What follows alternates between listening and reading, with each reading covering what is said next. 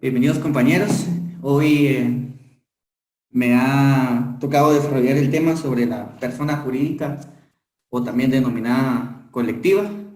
En el examen técnico profesional les pueden hacer la pregunta de que le hablen un poco de historia al respecto de lo que es la persona jurídica, a lo que ustedes también pueden responder que lo que hoy se conoce como persona jurídica colectiva, incluso también se le denomina moral, ficticia, perdón, es un producto de un largo proceso de formación de formación histórico-social. Tiene su origen en tres elementos: el derecho romano, el derecho germánico, el derecho canónico. Eh, Nosotros, digamos, en este día vamos a abarcar lo que es el derecho romano. En el derecho romano se conoció la voluntad colectiva como el populus romanus, que se identifica con el Estado, aunque en la forma que hoy entendemos como persona jurídica colectiva. Eso era lo que era en el antiguo derecho romano. La noción más antigua de la persona jurídica en el Imperio Romano se constituyó básicamente en las ciudades independientes denominadas jus, permítanme, jus, si pueden anotarlo, singulorum,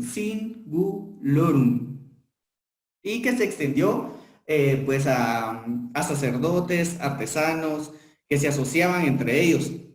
En la época de Digesto y las leyes de Ulpiano, digamos ya en las últimas fases del Imperio Romano, nace el concepto de lo que es la corporación, pero considerada como el sujeto de derecho y de personas jurídicas colectivas de una naturaleza ficticia. Bueno, ya abordado un poco de historia de la persona jurídica, sobre todo en el derecho romano. Voy a tomar mi coquita. En el examen les pueden preguntar qué es la persona jurídica. Yo les conseguí dos definiciones. En primer lugar, según el tratadista Francisco Ferrara, define a las personas jurídicas como asociaciones o instituciones formadas para la consecución de un fin y reconocidas reconocidas por un ordenamiento jurídico como sujeto de derecho. La segunda definición, me imagino que ustedes han de tener los libros, o si no, pues yo les doy aquí la definición del licenciado Omar Garlic, que define en su libro que la persona jurídica o colectiva es la persona no física, no tangible, o sea, que no podemos tocar, y no natural, que no es humana, es el hombre unido junto a otros con una finalidad en común, misma que nace por creación de la ley y adquiere personalidad distinta a la de sus miembros. El examinador les puede preguntar, ¿por qué por creación de la ley? ¿Y cómo? Por creación de la ley, porque su constitución está regulada en la norma. ¿Y cómo se constituye una asociación? Mediante escritura pública y su inscripción en el registro respectivo, según sea su fin. Ejemplo, digamos, una asociación de protección de animales al registro civil y una asociación de comerciantes al registro mercantil. De igual manera, para ambos casos, siempre se tiene que nombrar a un representante legal y asimismo inscribir su nombramiento a cualquiera de los dos registros. Abordado esto, también el examinador les puede solicitar que se fundamenten que se fundamenten respecto a la persona jurídica, y podemos mencionar en primer lugar que por el rango de las normas, el primero sería el artículo 34 de la Constitución Política de la República de Guatemala, a lo que refiere el derecho de asociación. Las personas colectivas o jurídicas se encuentran nomás del artículo 15 al artículo 31 del capítulo segundo, del título primero, del libro primero, del decreto 106, perdón, del decreto ley 106 o Código Civil. Y les puede decir también que desglosen esos artículos, a lo que ustedes pueden responder también que, en primer lugar, la personalidad de las personas colectivas se encuentra regulada en el artículo 18 del decreto ley 106 o Código Civil. La capacidad de estas personas, de la persona jurídica, se encuentra regulada en el artículo, en el artículo 8 y 16. El domicilio de las personas jurídicas en el artículo 38 del decreto ley 106. Y el nombre o denominación social que regula el artículo 1730, numeral segundo, que se refiere a la razón social, nombre. Seguidamente, el examinador también les puede preguntar que le nombre 3 personas jurídicas y su fundamento legal.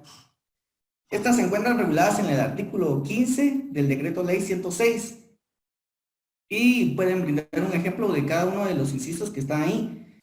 En primer lugar aparece el Estado. En segundo lugar aparecen las fundaciones. En tercero, las asociaciones. Y como último, las asociaciones sin finalidades lucrativas, así como también sociedades, consorcios o cualquiera otros con fines lucrativos que permitan las leyes. El examinador también puede preguntarles que les nombre 3 características que sobresalgan de las personas jurídicas, a lo cual pueden ustedes responder que, en primer lugar, la personalidad jurídica es distinta a aquellos que la conforman. En segundo lugar, los derechos, obligaciones y el patrimonio de estas entidades son ajenas a aquellas que también la integran. Y como tercero, pueden nombrar que éstas actúan por medio de sus órganos,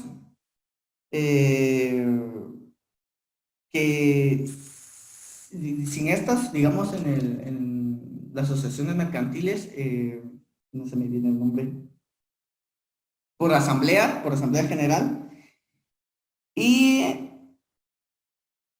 estos, digamos, las personas que actúan dentro de esos órganos no actúan en nombre propio, sino en nombre de toda la sociedad.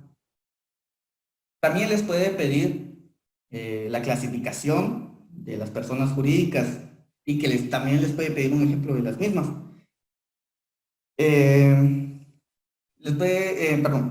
Las personas pueden ser clasificadas en personas jurídicas públicas y personas jurídicas privadas.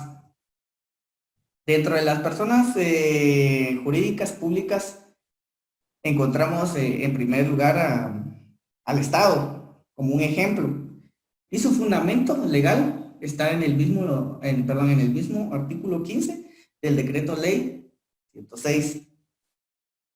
Y como ejemplo de las personas jurídicas privadas, podemos mencionar la sociedad regulada en el artículo 1728 de nuestro Código Civil, así como también las sociedades mercantiles reguladas en el artículo 10 del decreto 2-70 del Código de Comercio, en donde ahí se fundamentan lo que son las sociedades mercantiles.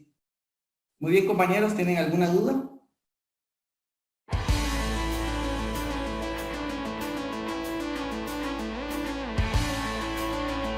Yo tengo una pregunta. Sí, sí. Bueno, más que pregunta sería aporte. Ajá. Porque yo tengo, por ejemplo, un apunte donde hay teoría sobre también la formación de la sociedad, de la persona jurídica. donde, por ejemplo, está la teoría de la ficción que, en resumidas cuentas, digamos, esta teoría hace que es una ficción legal, o sea, decir que no tiene razón como la persona, ¿verdad? Que sí tiene esa capacidad de poder razonar. También está la ficción doctrinaria, o doctrinal, perdón, que es la que acepta el concepto de ficción y afirma que la persona jurídica carece de existencia natural o legal. De ahí estaría una tercera teoría que sería la teoría de la realidad, que es la que afirma que las personas jurídicas tienen vida propia y consecuentemente son sujetos de derechos. Esta teoría la podemos encontrar de hecho en nuestro Código Civil en el artículo 16. Y de último está la teoría conciliatoria, que si no mal estoy, reúne las anteriores teorías mencionadas solamente. ¿Qué tal, compañero? Buenas tardes. En primer lugar, pues, felicitar aquí a Everson a manera de ampliar un poquito y de utilizar ya en sí lo que él mencionaba, el decreto ley 106, el Código Civil. Solo tener muy presente en dónde está la clasificación o dónde están enumeradas las personas jurídicas que menciona el artículo 15 del Código Civil. Siento yo que ese artículo es cajonero, a tal punto que hay que aprendernos cuáles son esas clases de personas jurídicas que establece. Son cuatro generales. Siento yo que la manera de aprendernos pues no sería literal, a excepción del numeral 1, que ese sí sería literal porque ahí mencionan prácticamente 5 clases de personas jurídicas. Otra cosita también siguiendo en relación al código, hay varios artículos muy puntuales, por ejemplo el artículo 20. Nos pueden preguntar cómo se constituye una fundación, por ejemplo, y ahí el mismo artículo 20 nos dice que a través de una escritura pública o un testamento. Igual que el artículo 25, compañeros, nos habla ahí prácticamente de lo que es una disolución de las asociaciones. Y ahí nos menciona las tres maneras o formas en las que se puede disolver una asociación: por la voluntad de la mayoría de sus miembros, por las causas que determinen sus estatutos, o el acuerdo de la autoridad respectiva. Y tal vez solo para ampliar un poquito más en lo que es el artículo 28 y 29, el 28 pues nos habla de aquellas compañías o asociaciones constituidas en el extranjero, pero que pueden establecerse aquí en el país. Y el 29 nos da esos requisitos que debe tener una compañía de ese tipo para poder operar aquí en Guatemala. Número puede ser que se legalmente estar con autoridad con leyes del país de su domicilio, que por su constitución y fines no se pongan a las leyes de la República, y haber nombrado mandatario expensado y arraigado con todas las facultades generales y especiales. No, vieran de que sí, solamente yo creo que todo lo que dijeron es muy atinado, solamente también incluiría dentro de algo que no se mencionó, las cooperativas también, porque las cooperativas tienen su propia ley y así como están estructuradas como cooperativas, están las federaciones, confederaciones, que también son cuerpos análogos a esta figura. Entonces, no recuerdo el decreto de la ley de cooperativas, pero pues siempre es bueno revisarla. Y tomando en cuenta algo más contextual, creo que el tema que Everson nos presenta es muy importante, sobre todo en el contexto social que hemos tenido pues, a principios de año con la iniciativa de ley 5257, la ley de fiscalización y regularización de las actividades de las organizaciones no gubernamentales. Y creo que ese es un claro ejemplo de cómo las leyes que se promulgan pues muchas veces no respetan las bases constitucionales, porque Everson nos hablaba del derecho a la libertad de asociación que tenemos constitucionalmente, y pues resulta de que esa ley plantea un impedimento hacia determinadas actividades.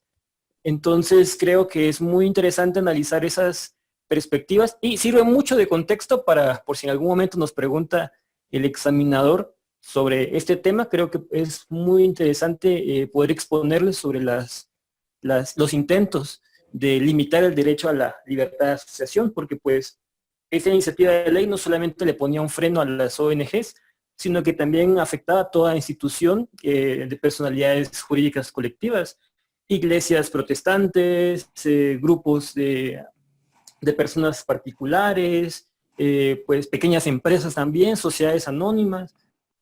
Pues, es bastante complejo la magnitud que tenía esta ley para poder afectar el desarrollo de las actividades, y que por obvias razones fue declarada inconstitucional también en análisis de la Corte de Constitucionalidad. Entonces solamente sería bueno revisarla, porque sí, creo que parte de nuestro argumento es irnos mucho sobre la esencia de los derechos que se permite, ¿verdad? Y en este caso la libertad de asociación y la libertad de realizar determinadas actividades que se encuentren en el margen de la ley. Y felicidades, Iverson, estuvo muy interesante. Gracias, compañero. Una ampliación ahí con referente al artículo 34 constitucional. Se hace una excepción al derecho de asociación, ya que, pues, como dice claramente ahí, nadie está obligado a asociarse.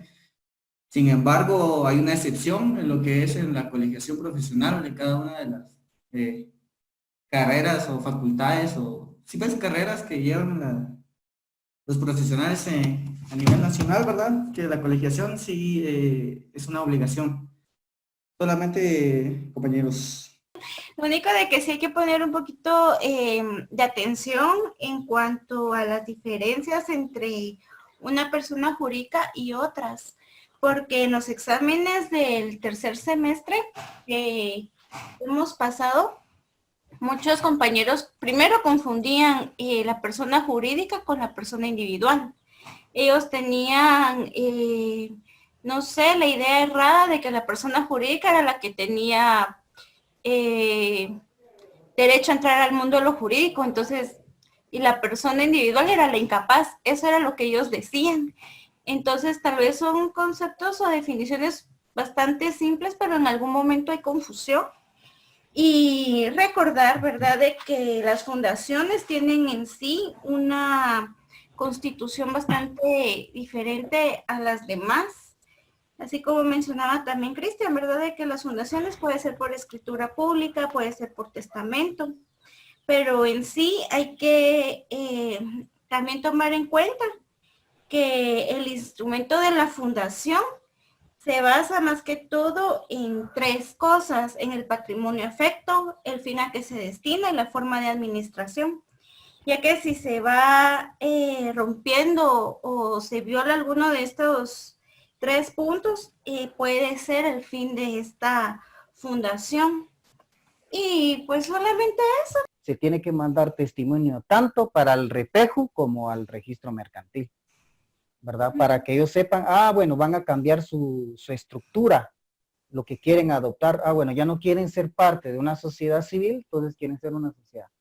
Para que se manden a hacer las publicaciones, tanto en el registro del repejo, para que se pase al registro mercantil. Yo tengo una duda. Sí, yo tengo una duda. Uh-huh.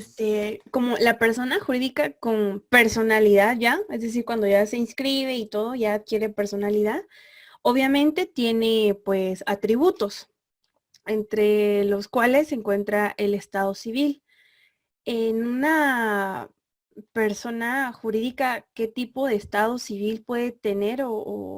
Porque yo a lo lejos me recuerdo de con fin lucrativo, pero no recuerdo, o sea, mi pregunta es, ¿qué tipos, no sé si está bien formulada mi pregunta, pero qué tipos de estado civil puede tener una persona jurídica? ¿Lore? Es que yo creo que tú no estuviste cuando Alejandra habló sobre lo del estado civil. Entonces, varios quedamos con esa duda, ¿verdad?, del estado civil, porque en lo personal yo pienso de que la persona jurídica no tiene estado civil. Aquí la compañera y otros decían de que habían escuchado que sí.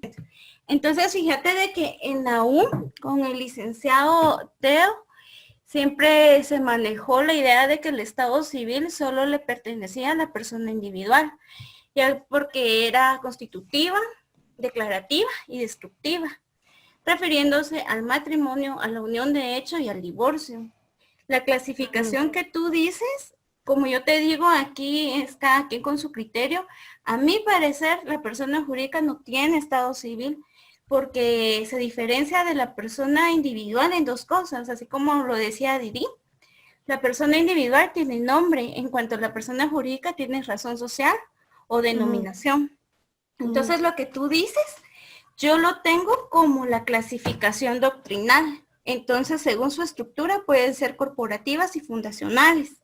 Según sus relaciones sociales, pueden ser necesarias y voluntarias. Según el encuadernamiento estatal, pueden ser públicas y privadas. Según su función, puede ser de interés general e interés particular. Según su duración, puede ser de plazo fijo y de plazo indeterminado. Y según la nacionalidad, puede ser nacionales o extranjeros. Y pueden ser con fines lucrativos y con fines no lucrativos.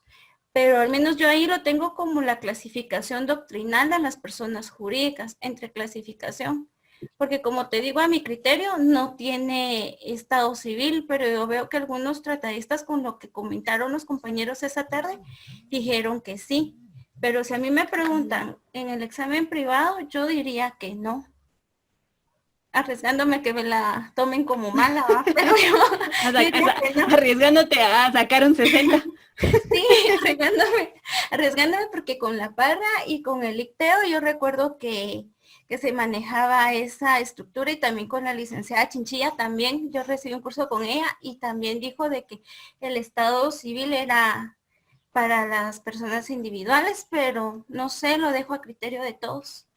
Creo que sí, fíjate, Marvin, ya recordando un poco y leyendo el material que tengo, el estado civil hace relación solamente al hombre, ¿verdad? A la persona natural, en su situación y en su relación con la sociedad. O sea, la persona jurídica también tiene una relación con la sociedad, pero no tiene todos los atributos, digámosle así, de un estado civil o una persona jurídica, sino solo a una persona física, una persona individual. Sí, fíjate de que yo también tengo el folleto de Ronnie, de licenciado Ronnie. Y lo que dice Lore, me imagino que es respecto al párrafo último del Estado Civil, y dice, algunas son patrimoniales, haciendo referencia al Estado Civil, algunas son patrimoniales y otras no valorizadas en dinero, tales como el derecho a heredar en la sucesión legítima, de exigir alimentos y de llevar el apellido de los progenitores.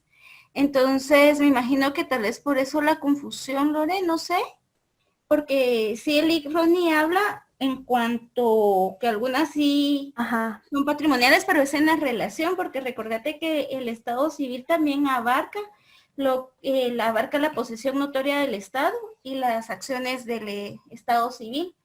Entonces, por eso, por el Estado Civil es que se empieza a relacionar ya en un momento de exigir herencia o los alimentos, porque una persona que está pasando por un divorcio tiene derecho a exigir los alimentos.